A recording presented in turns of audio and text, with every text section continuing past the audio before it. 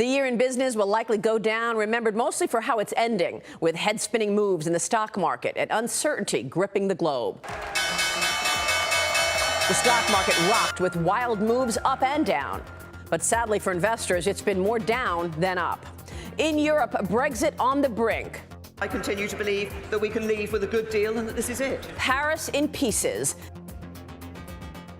Citizens rioting over a new gas tax designed to curb carbon emissions. All this as America's economy is humming in ways not seen in years. The president's tax plan kicking in January 1st, helping to send second quarter GDP north of 4%, and the unemployment rate all the way down to 3.7%.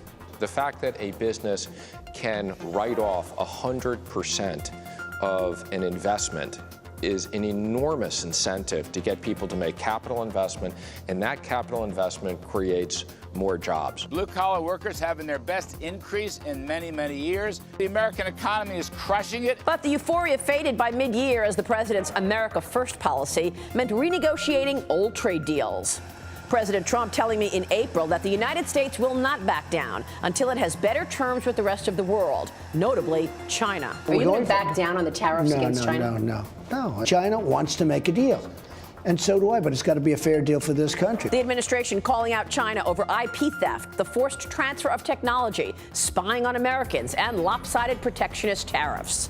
But while doing so, global growth worries persisted. President Trump also calling out his own Federal Reserve chairman for raising interest rates. I think the Fed is making a mistake. They're so tight.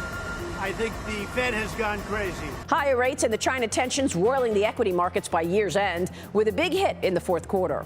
The business world also still roiled by the Me Too movement, including media mogul Les Moonves of CBS, fired and deprived of a massive severance package after an investigation uncovered years of alleged sexual harassment. It was also a year of big challenges for big tech. We didn't take a broad enough view of our responsibility. It was my mistake, and I'm sorry. The Facebook Cambridge Analytica data scandal revealed that Cambridge Analytica took the personal data of millions of people's Facebook profiles without their consent, and it was used for political purposes. Facebook stock taking a beating, and others, such as Google, under the microscope for privacy issues, leading to calls for tighter regulations.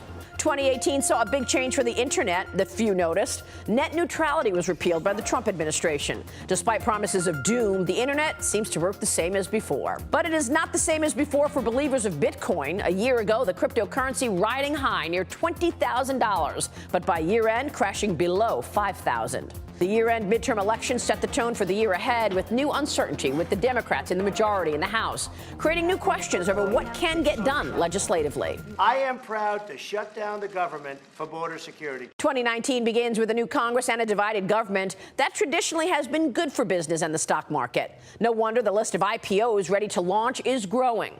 But the U.S. will need to ratify the new trade deal with Mexico and Canada, as well as finish its work with China, among other things. And in this era of a non-traditional president where business and politics overlap, you can be sure that more surprises are in store for the new year.